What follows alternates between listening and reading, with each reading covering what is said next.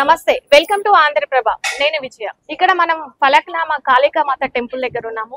ఆలయ చైర్మన్ జగన్ గారు మనతో ఉన్నారు. సార్ నడి ఆలయ ప్రతిష్ట, ఇక్కడ ఉన్న దాని చారిత్రకత గురించి ఒకసారి సార్ నడి తెలుసుకుందాం.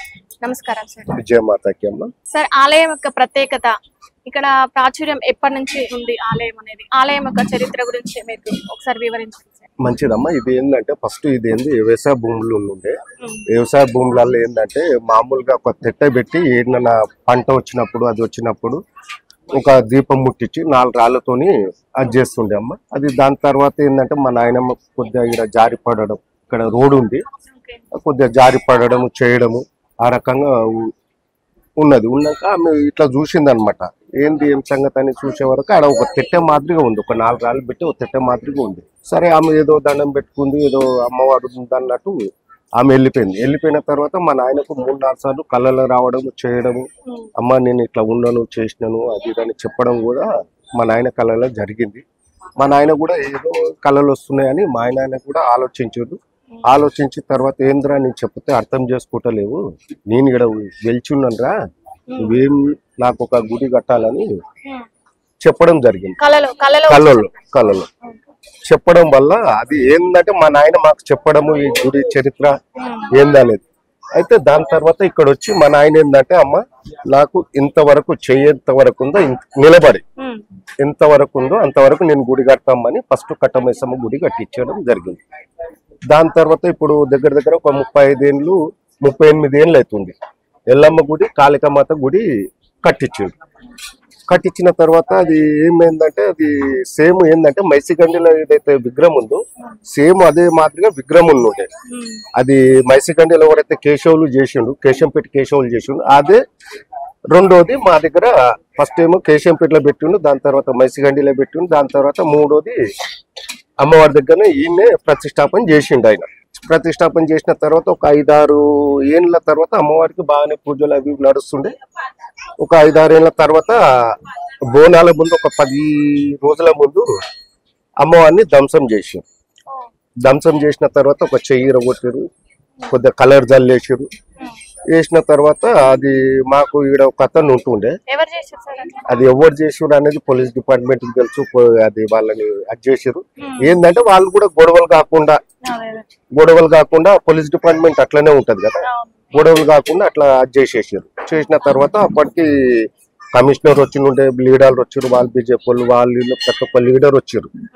అప్పటికి ఏంటంటే ఇక్కడ ట్రైన్లు ఆపడం, అక్కడ బ్రిడ్జ్ మీద బస్సులు పోకుండా, ఆటోలు పోకుండా, ఏది పోకుండా, వాహనాలు పోకుండా ఆ రకంగా చేసినప్పుడు ప్రభుత్వం దిగొచ్చింది. అప్పుడు దిగొచ్చి వాళ్ళు ఏమన్నారంటే ఇప్పుడు బోనాలు అయితే నడవని అమ్మవారికి అది చేసిన తర్వాత ఇది మేము షెడ్ అది స్లాబ్ వేస్తాము, అమ్మవారిని ఇప్పిస్తాము, చేస్తామని పోలీస్ డిపార్ట్మెంట్ చెప్పింది.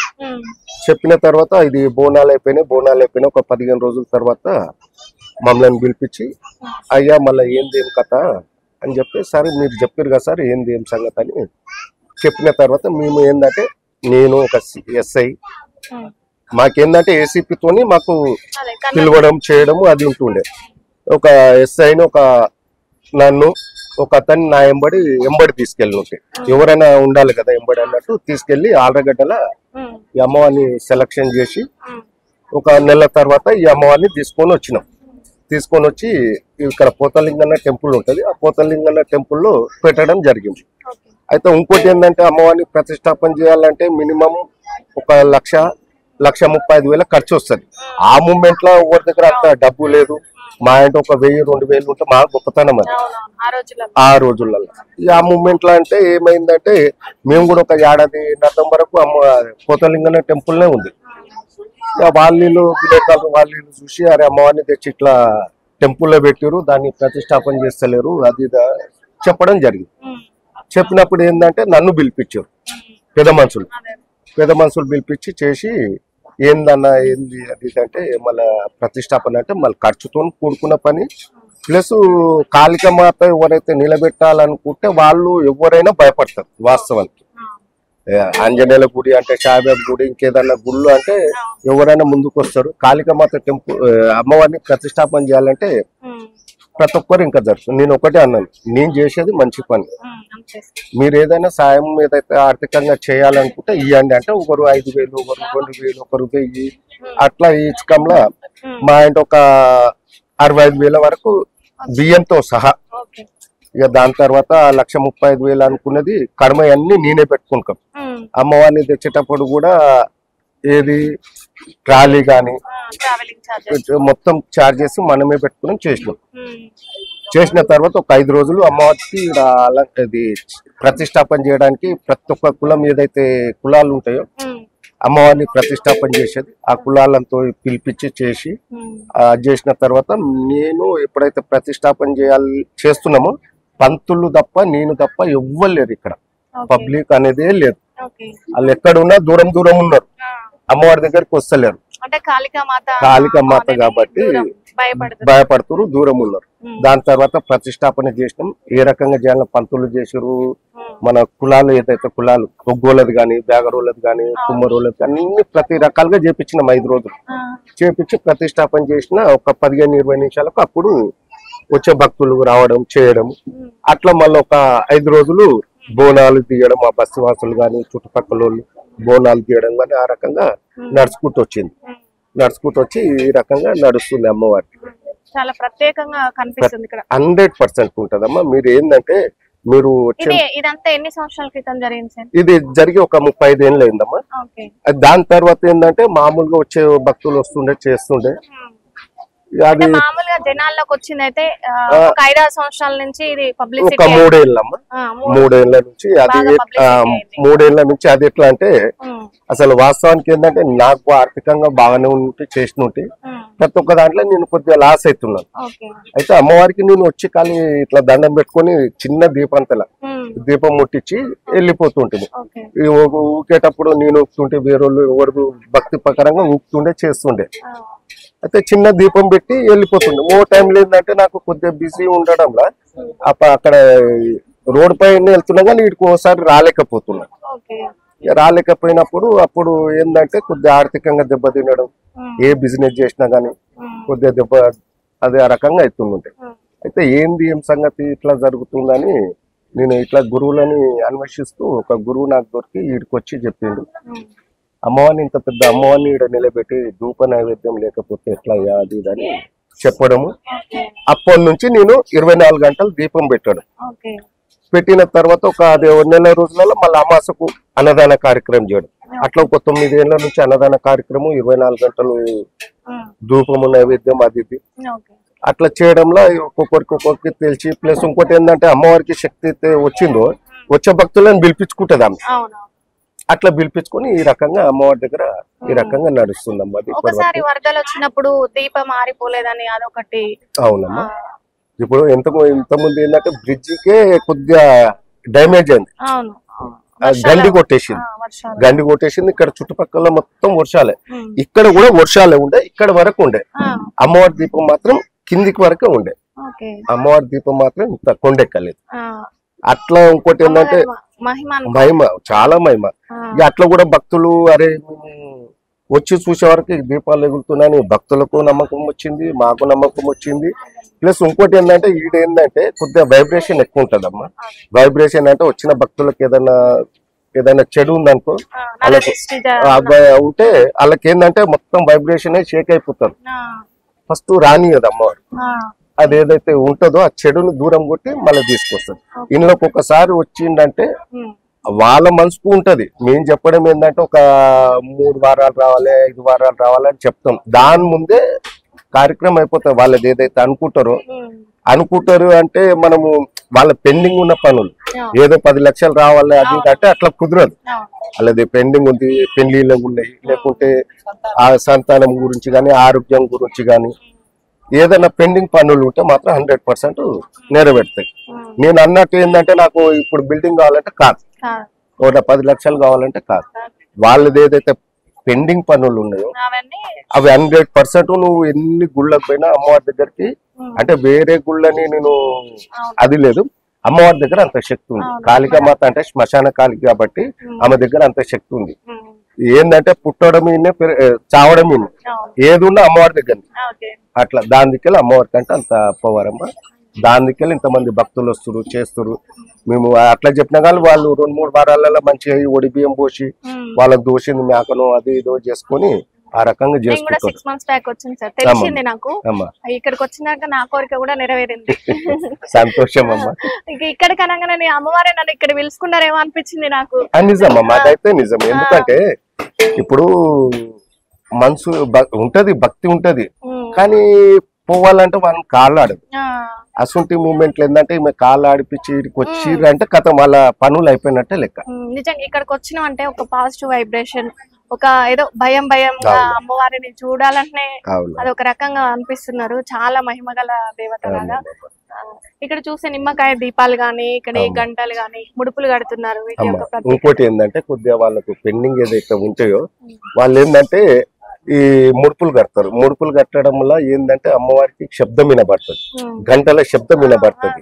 ఆమె నైట్ లో తిరిగేటప్పుడు ఏంటంటే ఆమె చూసుకుంటది. ఈ శబ్దం వల్ల అరే నా భక్తుడు వచ్చిన ఆమెకు పెండింగ్ పని ఉంది తొందరగా చేయాలన్నట్టు ఆ శబ్దం వల్ల వాళ్ళకు కనకరించి అది చేస్తారు. దాని దిక్కెళ్ళి ముడుపులు కడతారు అమ్మ. ఇక్కడ గంట ముడుపులు కడతారు. ఇంకోటి ఏంటంటే దీపాలు అన్నారు, అది నరదృష్టి ఉండని ఏదాన్ని ఉండని. ఆ సుంటిది ఏంటంటే కొంతమంది ఏంటంటే కొద్దిగా మంత్రకాలు వాళ్ళు ఇల్లు ఉంటారు, వాళ్ళు చేసిన పని కాదన్నప్పుడు ఈ బూడిది గుమ్మడికాయల దీపం పెట్టిస్తా, నిమ్మకాయల దీపం పెట్టి 100% తొలగిపోతాయి. 100% తొలగిపోతాయి. 100% తొలగిపోతాయి. ఈ చెట్టు యొక్క ప్రాముఖ్యత సార్ ఇక్కడ. చెట్టు అంటే అమ్మ ఇంకోటి ఏంటంటే ఈ గుడి అది నేను తెట్టాను చూడు, తెట్టే తర్వాత మా గుడి కట్టాలని చెట్టు రావి చెట్టు అవునమ్మా ముందలుంది.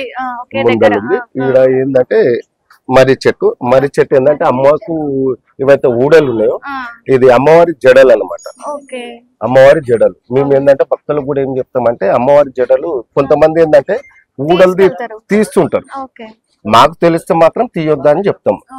ఇక వాళ్ళు తెలియక చేసుకపోయినా అది చేసినా కానీ కొద్దిగా ప్రాబ్లమ్స్ వస్తాయి అమ్మ దీంట్లో.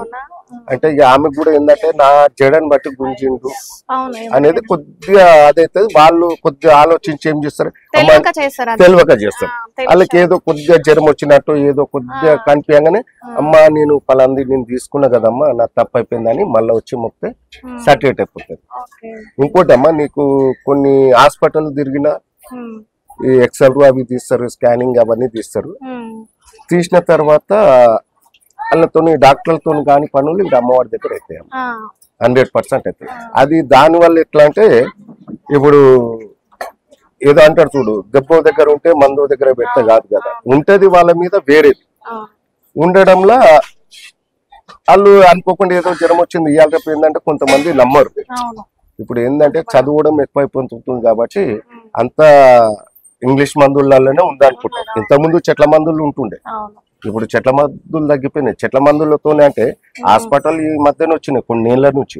అంతకుముందు వైద్యం చెట్ల మందులతో చేసిన వాళ్ళు లేరా, అప్పుడు వాళ్ళు బతకలేదా. ఇప్పుడు ఏంటంటే తిండి కరెక్ట్ లేక అది లేక ఇది అవుతుంది అమ్మ. ఉంది చెట్లలో కూడా మహిమ ఉంది, ప్లస్ ఈడ కూడా ఏంటంటే కొద్దిగా అది ఉంటదమ్మా. మీ బతుకు తెరువు ఎట్లా అంటే మాకు కొబ్బరికాయ దుకాణం లోపల ఉంది. ప్లస్ ఇంకోటి ఏంటంటే మేము భక్తులకు ఏదన్నా మాకు దోషింది ఇంత బొట్టు పెడతాం, వాళ్ళు ఏదన్నా దానితోని వాళ్ళు ఇస్తారు. దాంతో మా బతుకు తెరువు తప్ప అమ్మవారి పైసలు ఎవరైతే గల్లీలు వేసినా గానీ ఎవరైనా చంద రూపకాలను రాపించినా గానీ అమ్మవారికి ఖర్చు పెడతాం. ఎందుకంటే అమాస రోజు ఖర్చు ఉంటది, దగ్గర దగ్గర ప్రతి అమాసకు ఉంటది. ప్రతి అమాసకు ఉంటది. అమాసకి ఏంటంటే మినిమం ఒక 65 నుంచి 70 వేల ఖర్చు వస్తుంది అమాస రోజే. ఇప్పుడు రోజు నూనె గాని దీపారాధన అవి ఉంటాయి, దాని ఖర్చు ఉంటది. అంటే నేను చెప్పొద్దు కానీ ఖర్చు ఉంటది. ఇప్పుడు అభిషేకం రోజు ఉంటది, మినిమం 8 వేల ఖర్చు ఉంటది ఆ రోజు. పాలకు పెరుగు తేనెకు ఇప్పుడు మా అబ్బాయి చెందినప్పుడు పూజలు అయితే రకాలుగా చేపిస్తాము, ఆ ఖర్చులు అన్ని ఉంటాయి. ఇక్కడ వచ్చేది ఏంది గల్లల పోయి వేసిన, ఇప్పుడు మనం వస్తారు గల్లల వచ్చిన ప్రతి భక్తుడు వేస్తాడు అనేది గ్యారంటీ లేదు. 10 మంది వస్తే 10 మందిలో ఎవరో ఒకరు వేస్తారు. అది రూపాయి వేయచ్చు, 10 రూపాయలు వేయచ్చు, 100 రూపాయలు వేయచ్చు, 1000 రూపాయలు వేయచ్చు. కానీ అంత కొంతమంది ఏంటంటే హారతి విస్కీతో ఇస్తారు, దాని ప్రత్యేకత ఏంటి? అవును, ఇంకోటి ఏంటంటే ఆర్తిది అంటే మేము ఆడుతోనే ఇస్తాం, కోటర్ గానీ ఏదైనా ఫుల్ బాటిల్ కానీ దాంతోనే ఇస్తాం. ఎందుకంటే ఇక్కడ ఏ టెంపుల్ లో ఇట్లా చూడాలి ఇయ్యరమ్మా, వేరే టెంపుల్ టెంపుల్ ప్రత్యేకత. వేరే టెంపుల్ ఇయ్యరు. మేము ఎందుకు ఇస్తామంటే ఆరతి ఇచ్చేటప్పుడు ఆరతితోని ఇప్పుడు మందు అనేది సాకపేస్తారు, కళ్ళు సాకపెడతారు, అమ్మవారికి అది చేస్తారు. మేము ఏంటంటే ఆడ కింద పోస్తారు, మేము కూడా కింద పోస్తాం. అది ఇచ్చి మేము ఆరతి పళ్ళలో పెట్టి ఆరతిస్తే మొత్తం ఆవిరైపోతుంది, మొత్తం వెళ్ళిపోతుంది.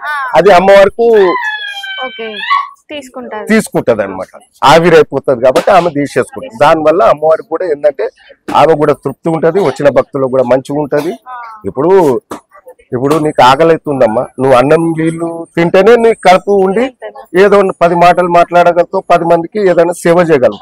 అమ్మవారు కూడా అంతే, ఆమె ఆకలి అది ఇది మనం తీరుస్తుంటే ఏ రకంగా తీరుస్తుంటే ఆమె కూడా కొద్దిగా అది ఉంటది. మీకు అప్పటి నుంచి మంచి జరిగింది అయితే? 100% అమ్మా మాకు మంచి జరిగింది. ఆ రోజు ఇట్లా దేవుడిని నిలబెట్టినావు, నువ్వు దీప ధూప నైవేద్యాలు పెట్టకుండా ఉంటున్నావు అన్నాని వేరే వాళ్ళు చెప్పిన కాంచి మీరు ఇంకా పూజలు చేస్తున్నారు. పూజలు చేయడం వల్ల మళ్ళా మంచి జరిగింది. ప్లస్ ఇంకోటి ఏంటంటే కొద్దిగా రియల్ ఎస్టేట్ లకు కొన్ని ప్లాట్లు అమ్మడం చేయడము, జిహెచ్ఎం బిజినెస్ పరంగా మున్సిపల్ చేయడము, ఏ బిజినెస్ చేసినా సక్సెస్ అయినామమ్మా. అంతకుముందు అంటే ఉండే ఆర్థికంగా బాగానే ఉండుంటే గానీ ఇక్కడ కొద్దిగా ఏదో ఇంత చేయలేదు. ఇప్పుడు ఏదైతే టైం కేటాయిస్తున్నానో అప్పుడు ఏంటంటే ఒక 10-15 నిమిషాలు కేటాయించి వెళ్ళిపోతుంటాయి. ఏదైనా ఎమర్జెన్సీ ఉంటేనే 1 గంటను 2 గంటలు వెళ్ళిపోతుంది. ఇప్పుడు ఏంటంటే మా దినం మొత్తం మా ఇంటోళ్ళు గాని మా అబ్బాయి గాని మేము గాని 100% ఈడు ఉంటున్నాం కాబట్టి ఈడ ఏం జరుగుతుంది పక్కకు ఏదైనా చెడు చేసేటోళ్ళు కూడా ఉంటారమ్మా. చెడు చేసేటోళ్ళు ఉంటారు, కొద్దిగా బదలాం చేసేటోళ్ళు కూడా ఉంటారు. అది మేము ఏంటంటే ఇటు ఉండి చూడడంలో ఆ కంట్రోల్ చాలా అవుతుంది. ఇక్కడ పక్కన రైల్వే ట్రాక్ ఉంది. అవునమ్మా. ముందులో శ్మశానం అంటారు. అవునమ్మా, శ్మశాన వాటిక. శ్మశాన వాటిక ఏంటంటే ఇక్కడ పట్టలదంటే ఇంకోటి ఏంటంటే అక్కడ పిల్లల్ని బోనియకుండా అవన్నీ బోనియకుండా కొద్దిగా కంట్రోల్ చేస్తాం. మినిమం మా దగ్గర ఒక 60 మంది వాలంటీర్స్, 60 మంది ఒక షిఫ్ట్ ప్రకారం. సాలరీస్ ఏం లేవమ్మా, కొద్దిగా ఏదైనా ఫుడ్ గానీ టిఫిన్ గానీ అది చేస్తాం. జాబులు చేసుకొని వచ్చిన వాళ్ళు జాబ్ చేసుకొని వస్తారు, వాళ్ళ ఇష్టంతో వస్తారు. ఏదైనా మాకు దోషింది చాయో పాను అది చేస్తాం కానీ అంత వాళ్ళకి సర్వీస్ అనేది లేదు. వాళ్ళు కూడా ఏంటంటే కొద్దిగా కంట్రోల్ ఇట్లా తిరగడం చేయడం, తిరిగి వాళ్ళని పట్టాల పైకి పోకుండా కొంతమంది ఏంటంటే పట్టాల పైకి సెల్ఫీలు దిగుతారు. ట్రైన్ ఎప్పుడు వస్తుందో తెలియదు, బ్యాడ్ నేమ్ వస్తుంది కాబట్టి అట్లా వాళ్ళు చూస్తారు. ఇంకోటి అమ్మ ఇక్కడ అమ్మవారు మాత్రం బ్యాడ్ నేమ్ తెచ్చుకోదు. ఎందుకంటే మేము చూస్తుంటాము ఇట్లనే పట్టాల కింద పడాలని వచ్చిర్రు. ఇక్కడనే బస్సులు ఉంటాడు సురేష్ అని, ఇప్పుడు టిఫిన్ సెంటర్ పెట్టుకుంది. అతను బ్యాగ్ పట్టుకొని వచ్చిండు. సాయంత్రం పూట మేము కూడా ఇక్కడనే ఉండి వచ్చి బ్యాగ్ పట్టుకొని వచ్చి కూర్చొని మళ్ళా ఆడ ఇక్కడ రూమ్ కాడికి వచ్చిండు. కూర్చోండు ఏం ఆలోచించినేం తెలియదు. ఎట్లయితే ట్రైన్ వస్తుందో ఉరికిండిగా, అరే పట్టుకోరు అంటే పట్టల దగ్గర పోగానే గుంజేసినాం. అదొకటి. అదే సంఘటన ఇంకో సంఘటన కూడా జరిగింది. ఒక అమ్మాయి ఇక్కడ దర్శల దిక్కు ఎక్కడ ఉంటదంట, ఆమె ఊరి పెట్టుకుంది. ఎవరో వాళ్ళు చేసి లేవట్టి మళ్ళీ అమ్మవారి దగ్గరికి తీసుకొచ్చి జరిగింది. అసంటివి ఏంటంటే వాళ్ళ మీద కూర్చున్నప్పుడు వాళ్ళు ఏం చేస్తారో ఏం కథనో తెలియదు, మెంటల్ గా అవుతుంది. ఇంతకుముందు ఇంకో ఆమె ఏం చేసింది, ఆమెకు పై మీద ఉన్నట్టుంది చంటి పిల్లని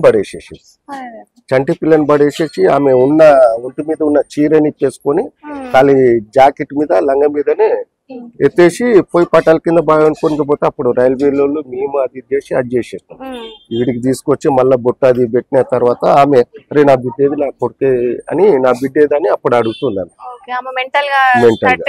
లేదు అంటే అసంటి వీడియో జరిగినా కానీ అమ్మవారు చేయనియదు, ఈ చుట్టుపక్కల చేయనియదు. ఇక్కడ ముఖ్యంగా శివశక్తులు ఎక్కువ పూజలు చేస్తుంటారు, దానికి ప్రధాన కారణం ఇప్పుడు శివశక్తులు అంటే ఇంకోటి ఏంటంటమ్మా, ఇప్పుడు అమ్మవారు చేస్తది కానీ ఎదటి వ్యక్తికి చెప్పలేరు కదా, అమ్మ చెప్పలేదు కదా. చెప్పకుండా ఏంటంటే వీళ్ళ నోటి నుంచి పలికిస్తుంటారు. పలికిచ్చి అమ్మ గిట్లా చేసుకుంటే బాగుంటదని వాళ్ళు చెప్తారు, మాకు దోషం మేము చెప్తాం. కానీ మేము చెప్పేది కూడా నిజాలే ఉంటాయి. అబద్ధాలు చెప్పి వాళ్ళ దగ్గర చేయాలని మాకు ఉద్దేశం లేదు. ప్లస్ అట్లా ఉద్దేశాలు ఉంటే కూడా అమ్మవారి రోజులు ఎవరిని ఉంచండి, అమ్మవారు వాళ్ళనే ప్రత్యేకంగా ఎంచుకున్నందుకే వాళ్ళు కూడా దగ్గర 3 ఏళ్ల నుంచి కంటిన్యూగా ఉంటారు. అట్లా రకంగా ఉంటే ఏంటంటే వాళ్ళకి దోషింది ఒక నాడను ఓ నిమ్మకాయను అట్లా ఇస్తారు. అట్లా ఇచ్చకంలో కూడా వాళ్ళకి ఏంటంటే వచ్చిన భక్తులకు కూడా కొద్దిగా తృప్తి ఉంటది. అరే నాకు ఇట్లా నిజమే కదా, ఇట్లా చేసుకుంటే బాగుపడతాం అన్నట్టు వాళ్ళకు కూడా కొద్దిగా భక్తులకు తృప్తి ఉంటది. అట్లా చాలా చక్కగా వివరించారు ఈ మాత గురించి. ఇది ఇక్కడ అమ్మవారి గురించి విశేషాలు. ఇక్కడ ఉన్న సార్, చైర్మన్ సార్ చాలా చక్కగా వివరించారు. ఇక్కడికి వచ్చి మనం ఏ కోరిక కోరుకొని ఒక 5 వారాలు అమ్మవారికి ముడుపు పట్టి ఒక 5 వారాలు తిరిగినట్లయితే మనం కోరుకున్న ప్రతి కోరిక నెరవేరుతుందని చెప్తున్నారు. మీరు కూడా మీకేమైనా ప్రాబ్లమ్స్ ఉంటే ఇక్కడికి వచ్చి అమ్మవారిని దర్శనం చేసుకొని అమ్మవారిని వేడుకున్నట్టయితే మీ ప్రతి కోరిక నెరవేరుతుంది. ఈ టెంపుల్ ఫలక్నామా రైల్వే స్టేషన్ దగ్గర ఉంటుంది. కాళికామాత టెంపుల్ అంటే ఇక్కడికి తీసుకొస్తారు. తప్పకుండా మీరు అందరు వస్తారని ఆశిస్తున్నాను. Thank you.